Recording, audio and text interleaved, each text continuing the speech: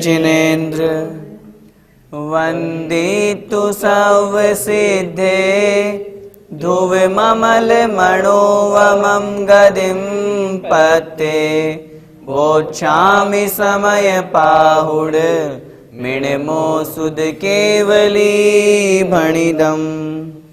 पंच परमेष्ठी भगवान की जय हो। समय सारजी ग्रंथादिराज का बंधाधिकार चल रहा है। पिछली ज्ञानशाला की कक्षा में हमने समझा किस प्रकार ज्ञानी जीव अपनी आत्मा को ही ज्ञान दर्शन चारित्र रूप मान करके उसी आत्मा में वह लीन हो जाता है, जिसे हम निर्विकल्प समाधि अथवा शुद्धोपयोग कहते हैं। आज की इस कक्षा में हम 2 गाथाएं पढ़ेंगे। इसमें आचार्य भगवान आहार से संबंधित दोषों की चर्चा कर रहे हैं। ज्ञानी जीव जो अपने आत्म स्वरूप में लीन हैं, उन्हें आहार संबंधी किसी प्रकार का कोई भी दोष नहीं लगता। वे तो निर्विकल्प समाधि में हैं, तो फिर वे मन वचन काय कृतकारित अनुमोदना इन 9 कोटि से उस दोष से रहित होते हैं और दोष रहित होकर के आत्मस्वरूप की लीनता के प्रभाव से कर्म बंध को नहीं करते हैं और कर्मों की निर्जरा करते हुए मोक्ष को प्राप्त करते हैं। आइए हम समझते हैं गाथा क्रमांक 296। आधा कम्मा दिया पुग्गल दौवस जे इमे दोषा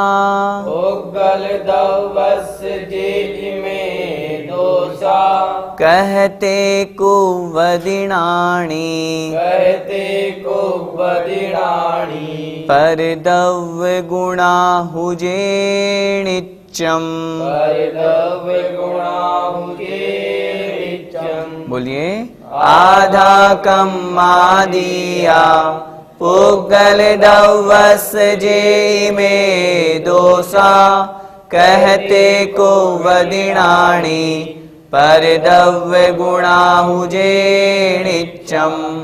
आधा कम्मा दिया पुग्गल दौवस जे में दोषा कहते को वदिनाणी पर दव्य गुणा हुजे नित्यम।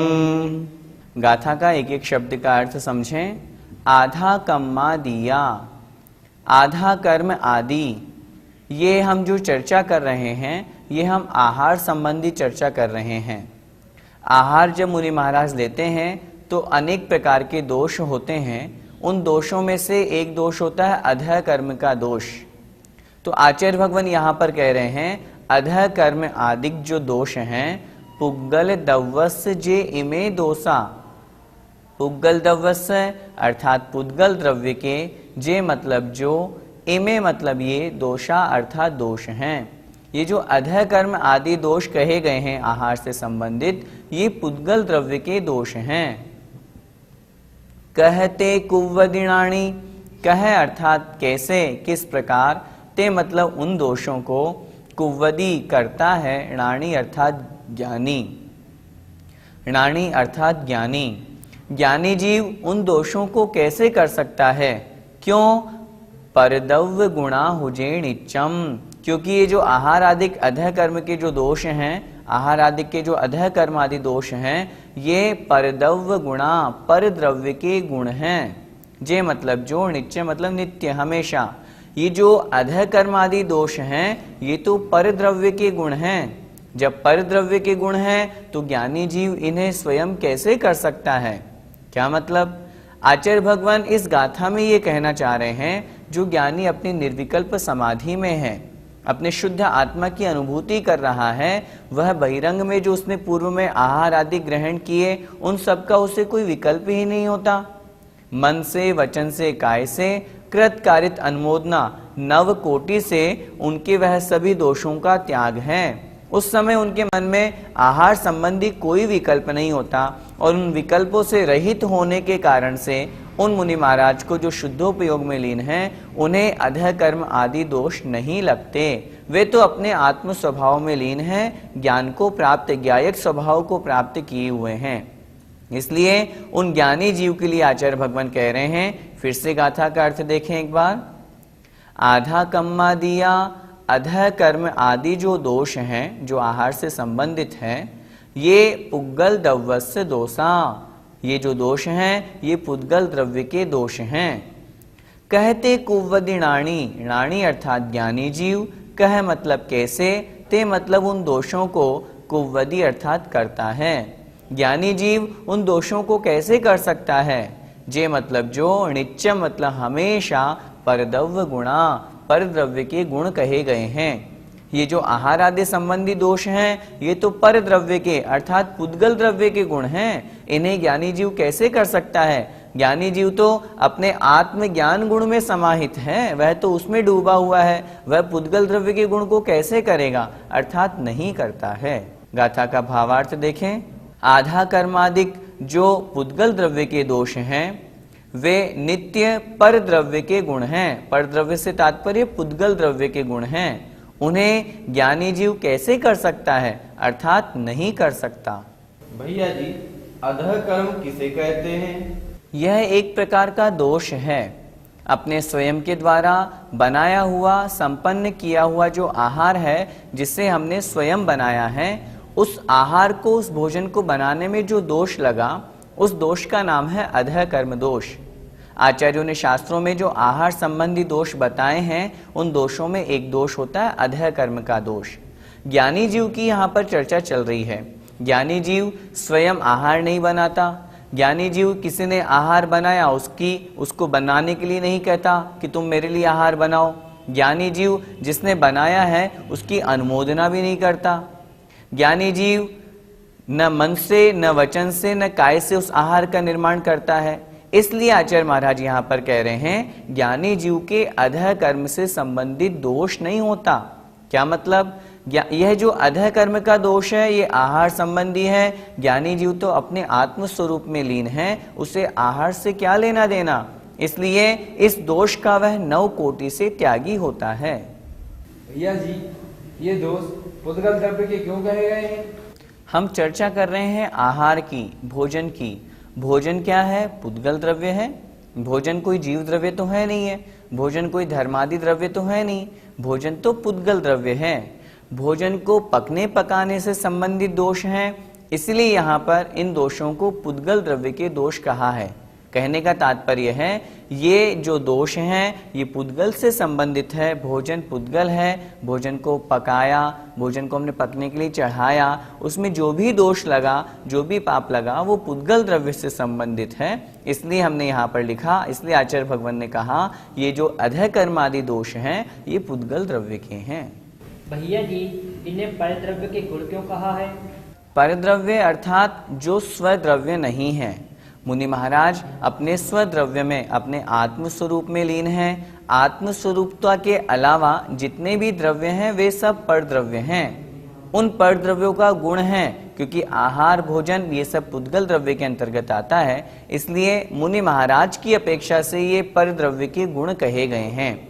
जब मुनि महाराज आत्म समाधि में लीन होते हैं तब मुनि महाराज अपने स्वरूप में हैं, भोजन आदि अन्य परद्रव्य की अपेक्षा से वे अपने गुणों में हैं। इसलिए मुनि अलग, भोजन अलग, दोनों में भिन्नता है। यही बतलाने के लिए आचार्य महाराज ने यहाँ पर इन अधः कर्म आदि जो भोजन संबंधी दोष है या भोजन आदि है ये परद्रव्य के गुण हैं, ऐसा कहा है। भैया जी, ज्ञानी जी जब निर्विकल्प समाधि में है तो आहार का विकल्प क्यों करेगा? यही बात तो आचार्य भगवान यहाँ कह रहे हैं। जब वह ज्ञानी जीव अपनी निर्विकल्प समाधि में लीन है तो वह आहार का विकल्प ही क्यों करेगा? उसके तो विकल्प ही नहीं होगा, और जब विकल्प नहीं तो फिर वह, उसके दोष भी नहीं, उस संबंधी राग भी नहीं तो दोष भी नहीं, कर्मों का बंध भी नहीं। यही तो आचार्य भगवान यहाँ कह रहे हैं। जो ज्ञानी जीव आत्म समाधि में है, शुद्धोपयोग में लीन है, उन्हें मन से, वचन से, काय से, कृत कारित अनुमोदना से, 9 कोटि से उस संबंधी कोई दोष नहीं लगेगा, क्योंकि वे तो उससे रहित हैं। लेकिन हाँ, यदि वह ज्ञानी जीव जब शुद्धोपयोग से च्युत होकर के शुभोपयोग को प्राप्त होते हैं तब आहार संबंधी दोष उस समय भी उन्हें नहीं लगेगा। राग भाव नहीं होने के कारण से वहां उन्हें आहार संबंधी दोष नहीं लगेगा। यदि मुनि महाराज मुनि अवस्था में हैं, शुभोपयोग में हैं, आहार लेने जा रहे हैं, तो भी वे वहां पर आहार संबंधी दोष के भागी नहीं हैं। शास्त्रों में लिखा है, ले तप बढ़ावन हेतु नहीं तन पोषते तजी रसन को। आचार्य श्री को देखो, शरीर चलाना है इसलिए आहार लेना पड़ रहा है, आहार के प्रति राग नहीं है, तभी तो रसों का त्याग करके आहार ग्रहण करते हैं। ले तप बढ़ावन, कितनी अच्छी पंक्ति है, तपस्या को बढ़ाने के लिए। ले तप बढ़ावन हेतु नहीं तन पोषते, अर्थात शरीर का पोषण करने के लिए नहीं, बल्कि अपने तपस्या को बढ़ाने के लिए, शरीर को चलाने के लिए तजी रसन को, रसों का त्याग करके वे मुनि महाराज आहार लेते हैं। तब उस समय शुभोपयोग अवस्था में वह जो आहार ले रहे हैं, राग द्वेष नहीं होने के कारण से वहां भी उन्हें उस संबंधी दोष नहीं लगता। हमारे यहाँ जो शास्त्रों में आहार की विधि कही है, इसलिए मुनि महाराज प्रतिदिन अलग अलग चौके में जाते हैं, विधि लेकर के जाते हैं। यदि एक ही चौके में जाएंगे तो तत्संबंधी राग का दोष लगेगा। इसलिए आचार्यों ने यह भी लिखा है, अगर कोई मुनि महाराज एक ही चौके में जाते हैं, एक ही चौका किन्हीं एक मुनि महाराज का लगता है, तो आगम के अनुसार वह भी ठीक नहीं है। अगर विधि ली है, एक ही चौका लगा है, तो फिर विधि लेने का तात्पर्य ही क्या हुआ। इसलिए कम से कम 2 चौके लगें, ताकि वे अपनी आगम के अनुसार चर्या कर सकें, अपनी विधि की परीक्षा कर सकें। आर्यिका विशुद्धमती माता जी का एक प्रसंग मुझे याद आ रहा है। आचार्य भगवान शिव सागर जी महाराज जी की शिष्या थी वे, उनकी अब तो समाधि हो गई। आर्यिका विशुद्धमती माता जी की जीवन की विशेषता देखिए, जिस दिन से वो आर्यिका बनी 3 साल तक निरंतर उनके प्रतिदिन जिस दिन वो आर्यिका बनी उस दिन से लेकर के 3 साल तक निरंतर उनके अंतराय आया। लोगों ने उनको कहा, माताजी आपकी अंतराय बहुत आता है। आचार्य भगवान के पास में बात पहुंची। आचार्य शिव सागर जी महाराज ने संघ की बहुत सी ब्रह्मचारिणी दीदियों को साथ में भेजा, शोधन करके दो, लेकिन फिर भी कर्म का ऐसा उदय कि कितना भी शोधन कर लें तो भी उनको अंतराय आ ही जाता था। कुछ लोगों ने मिलकर के आर्यिका माताजी से कहा, माताजी आपको अंतराय बहुत आता है, आप एक काम करें, प्रतिदिन 1 माला नमोकार मंत्र की इसके लिए फेरें ताकि अंतराय ना आए। आर्यिका माताजी ने कहा, मैं अंतराय न आए, मैं भोजन के लिए माला फेरूं, ऐसा मैं नहीं करूंगी। मैं नमोकार मंत्र की माला अपने कर्मों की निर्जरा के लिए फेरती हूं, मैं उसके लिए फेरूंगी, लेकिन भोजन अच्छा मिले या मेरे अंतराय न आए इसके लिए मैं माला कभी नहीं फेरूंगी। ज्ञानी जीव का यही लक्षण होता है। और देखो आर्यिका विशुद्धमती माता जी की कितनी अच्छी समाधि हुई। शुद्धोपयोग में लीन जो मुनि महाराज होते हैं उन्हें तो विकल्प होता ही नहीं है, लेकिन जो शुभोपयोग को प्राप्त मुनि महाराज हैं वे भी इस तरह से निर्विकल्प होकर के बिना राग द्वेष के अपने शरीर को चलाने मात्र के लिए रसों को त्याग करके आहार ग्रहण करते हैं। आइए इस गाथा का पद्यानुवाद देखें। अध्वादि कर्म कृत भोजन दोष सारे, जाते अजीव पर पुद्गल के पुकारे। साधु करे फिर उन्हें किस भांति ज्ञानी, वे अन्य द्रव्य गुण हैं यह वीर वाणी। उस अधः कर्म संबंधी जो दोष है उसी की आगे और अगली गाथा में आचार्य भगवान चर्चा कर रहे हैं कि वह जो दोष है वे अन्य के द्वारा किया हुआ है, तो फिर वो हमारा स्वयं का कैसे हो सकता है। अर्थात ज्ञानी को वहां अनुमोदना का भी दोष नहीं लगता। देखिए, आधा कम्मा दिया, आधा कम्मा दिया, पुग्गल दवस जे इमे दोसा, पुग्गल दवस जे इमे दोसा। कह मणुमण्ण दिअण्णेण, कह मणुमण्ण दिअण्णेण, कीरमाणा परस गुणा, कीरमाणा परस गुणा। बोलिए, आधा कम्मा दिया, पुग्गल दवस जे में दोसा। कह मणुमण्ण दिअण्णेण, कीरमाणा परस गुणा। आधा कम्मा दिया, पुग्गलिदवस जे इमे दोषा कह मणुमण्डदि अन्नेण कीर्यमाणा परस गुणा। गाथा क्रमांक 297 का शब्दशः अर्थ देखें। आधा कम्मा दिया, अध कर्म आदिक, पुग्गल दव्वस पुद्गल द्रव्य के, जे मतलब जो, इमे मतलब ये, दोषा अर्थात दोष हैं। यह पंक्ति पूर्व गाथा में भी थी, उसी को यहाँ पर आचार्य भगवान ने पुनः कहा है। आधा कर्म आदि, ये जो आहार संबंधी भोजन संबंधी जो दोष है, ये पुद्गल द्रव्य के हैं। कहम अणुमण्डदी, कहम अणुमण्डदी, ज्ञानी जीव कहम कैसे अणुमण्डदी अर्थात अनुमोदना कर सकता है। ये तो अन्य पुद्गल द्रव्य के दोष हैं, ज्ञानी जीव इनकी अनुमोदना कैसे कर सकता है? क्यों नहीं कर सकता? क्योंकि ज्ञानी जीव तो आत्म समाधि में लीन हैं, उन्हें तो अनुमोदना से लेना देना क्या, इसलिए वह ज्ञानी जीव तो अनुमोदना भी नहीं करता। अन्नेण कीर्यमाणा, अन्नेण अर्थात अन्य के द्वारा, कीर्यमाणा किए जाने वाले, परस गुणा, ये तो पर द्रव्य के गुण हैं। ये तो अन्य के द्वारा किया हुआ है, अन्य पर द्रव्य का गुण है, पुद्गल द्रव्य के दोष हैं। ज्ञानी जीव इनमें अपनी अनुमोदना भी कैसे कर सकता है, अर्थात नहीं करता है। आचार्य भगवान जो हमने पिछली गाथा में पढ़ा था कि ज्ञानी जीव वहां पर अपने आत्म स्वभाव में लीन है, तो अधः कर्म आदि दोष उसे नहीं लगते। उसी बात को आचार्य भगवान फिर से एक दूसरे प्रकार से कह रहे हैं कि ज्ञानी जीव जब आत्म समाधि में लीन है, तो वह उन पुद्गल द्रव्य के संबंधी जो दोष हैं, आहार आदि का जो अधः कर्म आदि दोष हैं, इनको ज्ञानी जीव स्वयं तो करता ही नहीं, कराता भी नहीं, बल्कि उनकी अनुमोदना भी नहीं करता। एक बार फिर से गाथा का अर्थ देखें। आधा कम्मा दिया, अधः कर्म आदिक, जे इमे दोषा, ये जो दोष हैं ये किसके हैं? पुग्गल दव्वस्य अर्थात पुद्गल द्रव्य के। कहम अणुमण्डदी, ज्ञानी जीव इनकी अनुमोदना कैसे कर सकता है? क्योंकि ये दोष कैसे हैं? अन्नेण कीर्यमाणा, अन्य के द्वारा किए हुए होने से, परस गुणा, पर के गुण हैं अर्थात पर द्रव्य के गुण हैं। जब ये पर द्रव्य के गुण हैं, आत्मा के गुण नहीं है, तो वह तो आत्म स्वरूप में लीन है। जब वह आत्म स्वरूप में लीन है, तो पर द्रव्य के गुणों को ज्ञानी जीव कैसे कर सकता है?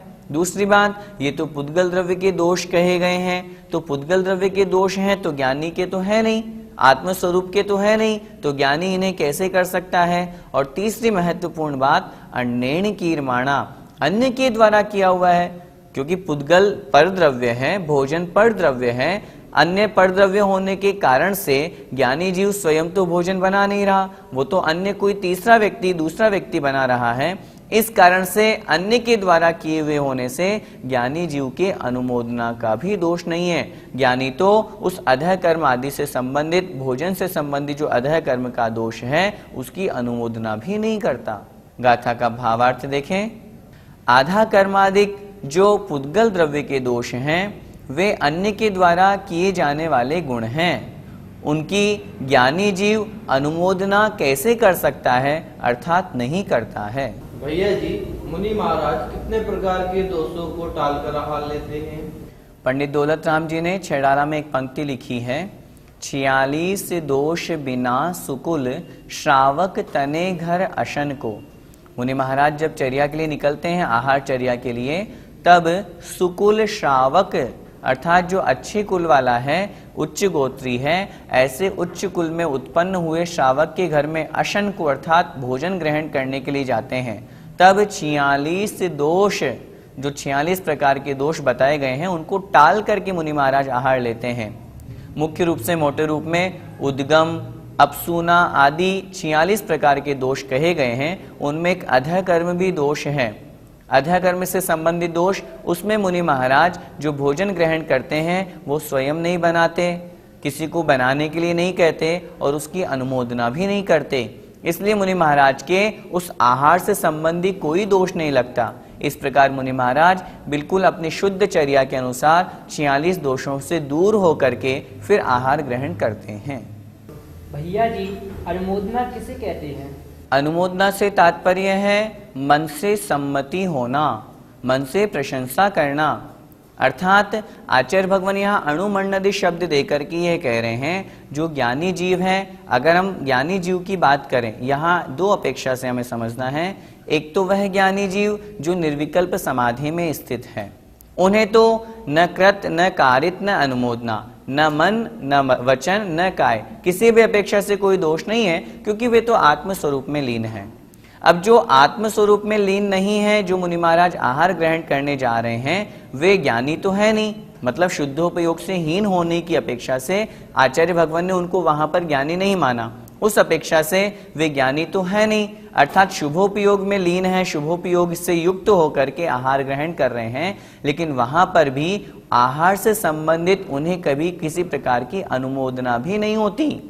मुनि महाराज कभी याचना नहीं करते कि मेरे लिए ये आहार बनाओ, या किसी को कह दिया कि तुम ऐसा आहार बनाने के लिए उसको कह दो, या मन से प्रशंसा कर दी। आचार्यों ने तो शास्त्रों में मुनि महाराज के आहार के लिए लिखा, मूलाचार में लिखा, अगर कोई अच्छा भोजन भी अंजुलि में आ जाए तो उसे देख करके राग नहीं करना। आचार्यों ने वहां पर लिखा, मुनि महाराज जब आहार ग्रहण करने के लिए जाते हैं तो ऐसा नहीं देखते, कल मैं इस चौके में गया था, बहुत अच्छी सामग्री मिली थी, बहुत अच्छे रसदार भोजन मिले थे, आज भी वहीं चलता हूँ। यदि इस तरह का विकल्प आ जाता है तो मुनि महाराज को अपनी चर्या में दोष लगता है, आहार संबंधी पाप लगता है। इसलिए मुनि महाराज जो शुभोपयोग में हैं, वे भी मन वचन काय से उस आहार संबंधी दोष को नहीं करते हैं, बल्कि 46 दोषों को टाल करके फिर आहार ग्रहण करते हैं। भैया जी, अगर कोई मुनि कुछ कहकर अपनी पसंद का आहार बनवाता है तो क्या इसमें कुछ दोष है? हाँ बिल्कुल, दोष तो लगेगा ही लगेगा। क्यों लगेगा? क्योंकि उन मुनि महाराज की वहां पर स्वयं तो नहीं बना सकते, लेकिन कारित की अपेक्षा से दोष हो गया। आचार्य भगवान तो यहाँ कह रहे हैं अनुमोदना भी नहीं करता। जब अनुमोदना भी नहीं करता तो फिर वो किसी को कहकर आहार कैसे बनवा सकता है? यदि वो किसी को कहकर आहार बनवाता है तो उस आहार संबंधी जो पाप लगा, वो सारा का सारा पाप उन मुनि महाराज के खाते में जाएगा। कहने का तात्पर्य है, वो मुनि महाराज कह करके भी आहार नहीं बनवाते। हाँ, हम श्रावकों का कर्तव्य है, यदि किन्हीं मुनि महाराज का स्वास्थ्य प्रतिकूल है, मौसम के अनुसार यदि वे प्रतिकूल हैं, तो हम उन्हें योग्य आहार दें। आचार्य भगवान उमा स्वामी महाराज ने तत्वार्थ सूत्र जी के 7वें अध्याय में दाता की विशेषता, दान की विशेषता में लिखा, विधि द्रव्य दात्री पात्र विशेषा तद विशेष है। दान में विधि की अपेक्षा से, द्रव्य की अपेक्षा से, दाता और पात्र की अपेक्षा से विशेषता पड़ती है। अब अगर जैसे माना कि कोई 80 साल के मुनि महाराज हमारे चौके में पधारे, तो हम उन्हें अगर दाल बाटी चूरमा खिलाएंगे तो वो उनके लिए गरिष्ठ हो जाएगा, उनके शरीर के प्रतिकूल होगा। हम क्या करें, उन्हें कोमल, अर्थात अगर दाल बाटी भी हमने बनाई है तो उसमें दाल में चूर करके उसमें उनको सॉफ्ट आहार दें, ताकि वो उनके स्वास्थ्य के अनुकूल बने। इससे भी हमारे दान में विशेषता होती है, उससे भी हमारा पुण्यबंध ज्यादा होता है। दाता जो दे रहा है वो किस प्रकार दे रहा है, उस बात को भी हमें समझना है। पात्र जो ले रहा है उस अपेक्षा से भी समझना है। कहने का तात्पर्य ये हुआ, हम जो बात चल रही है, जो समझ रहे हैं, वह आहार संबंधी अधः कर्म दोष की है। मुनि महाराज जो ज्ञानी हैं, जो आत्मस्वरूप में लीन हैं, वे तो संपूर्णतया उससे रहित हैं ही सही। जो शुभोपयोग में स्थित हैं, वे मुनि महाराज भी जो आहार लेते हैं उसमें भी किसी प्रकार का कोई दोष नहीं लगाते। आगम के अनुसार चर्या करके दिन में एक बार आहार लेना है, अच्छे श्रावक के घर में जाकर के विधि पूर्वक आहार लेना है, नवधा भक्ति पूर्वक आहार लेना है, और आहार संबंधी किसी प्रकार का कोई राग नहीं करना। इस तरह की चर्या का पालन करके वे अपने मुनिव्रत का पालन करते हैं। इस गाथा का पद्यानुवाद पढ़ते हैं।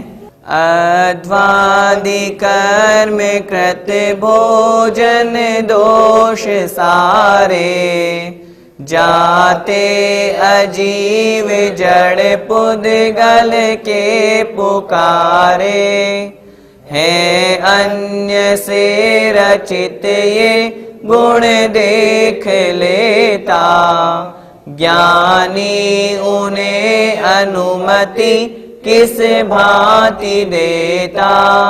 जो ज्ञानी जीव है वो तो इस भोजन संबंधी दोष की अनुमति भी नहीं देता, वे तो सिर्फ अपने आत्म स्वरूप में लीन रहते हैं। यही तो ज्ञानी की पहचान है। जय जिनेंद्र। इस कार्यक्रम के पुण्यार्जक हैं मानक चंद, कमला देवी, राकेश कुमार नीतू, ऋषभ, सौम्या एवं Ayushi Musharraf, B123 Sethi colony Jaipur, Premchand, Vijay Lakshmi Ajmera Jaipur, Ashok, Rajlakshmi Pandya Jaipur, Sunil, Renu Kasliwal Nai Delhi. Shri Parasnath rerolling mills limited, Durgapur 1, Vardhaman, Paschim Bangal. Amita Jain, wife of Anil Kumar Jain, Sangeeta Jain, wife of Vipin Kumar Jain. Shri Satish Chandra Jain की पुण्यतिथि पर Shrimati Shobha Jain, doctor Piyush Jain, doctor Anjali Jain, doctor Shakti Jain, संयम जैन, कुमारी दिया जैन। श्री दिगंबर जैन महिला शास्त्र सभा, सूर्यनगर, गाजियाबाद।